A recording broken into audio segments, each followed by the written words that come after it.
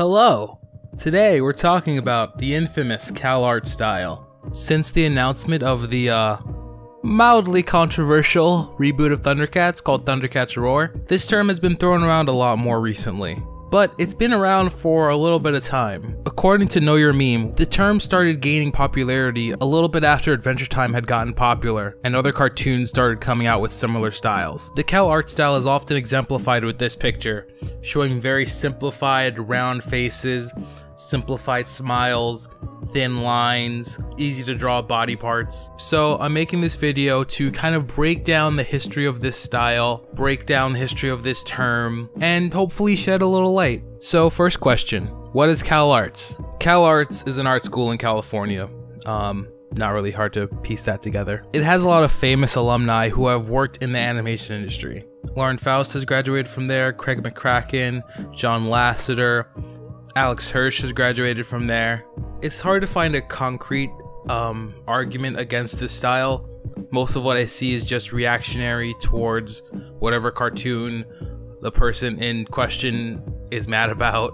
But from what I've gathered, it seems to be mostly anger at the school itself for simplifying people's art styles and creating a generation of artists who seem to draw very similarly. Just to not mince words, that's bullshit. Real quick, let's just look through some alumni who don't fit into the traditional CalArts style. There's Rich Moore, who's done storyboarding for The Simpsons and done visual design for The Critic. There's TJ Fuller, who makes amazing 3D art that looks fucking beautiful. There's Chris Buck, who's worked on Frozen, Surf's Up, Tarzan, Pocahontas. So already there's proof that they're not being taught some uniform style. And even among the artists that are constantly brought up with the CalArts style, let's say Darren Nefke, she's the creator of Star vs. the Forces of Evil. In her art that doesn't involve Star vs. the Forces of Evil, she has a style that doesn't fit into the quote-unquote CalArts style. Her style can be very cute, but it doesn't fit into the quote-unquote bean faces that you see in the CalArts style examples. Even creators who are known to perpetrate the quote-unquote CalArts style don't always draw like that. In fact, the biggest example that gets brought up when people talk about the CalArts style is Steven Universe. And Rebecca Sugar didn't go to CalArts. She went to college in New York. So that's a tiny bit off base. And even if you want to use a looser example of, well, the CalArts style is more of a metaphor, it doesn't really necessarily involve people who had to physically go to the school, it's just a very similar style amongst current artists. Let's look at some of her art outside of Steven Universe. This is a frame from an animation that she's done that you can find on her YouTube channel. This is a page from a comic that she's created on her own. It's not very pretty. I mean, it looks amazing, but it's a little wonky, it's a little ugly, there's some edge to it.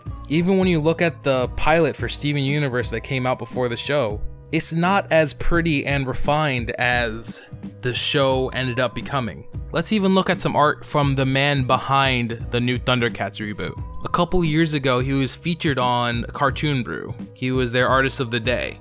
We have some interesting, kind of gross looking animation, and gross in a very cool way, in my opinion. This is anything but generic to me. This isn't run-of-the-mill. This is very unique and very cool. And so seeing this and seeing how the people who are part of the CalArts problem, quote-unquote, have very different styles, the question to me arises, well, why doesn't that show in the shows that they create? My opinion is because this style that we're seeing, the so-called CalArts style, ever since Adventure Time, this has been the big style that will get the most people watching. It's not the artist's fault that they are being commissioned to draw this. This is just the style that they get paid to draw. This is also a bit of a side point, but one thing that the Know Your Meme page didn't mention, or at least I didn't see, is that the CalArts style term is actually originated from John Kay. He's the creator of Ren and Stimpy. He's also a fucking piece of shit.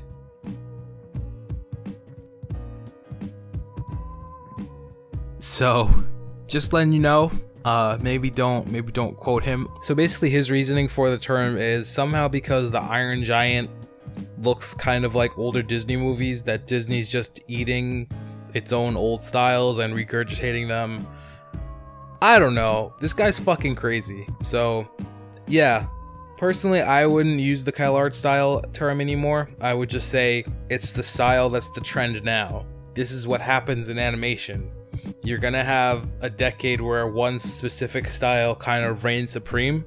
And if you have an issue with the lack of diversity in styles, I'm right there with you. I'm kind of sick of seeing similar things over and over again. My issue with the discourse around the CalArts style is a lot of the anger and critique, not even critique, because I think critique is fair game, but a lot of the anger and abuse ends up getting aimed at the artists and the fans instead of the huge companies like Cartoon Network or Disney who are just looking for these same styles over and over again because it worked with Adventure Time, so it's gonna work with us too.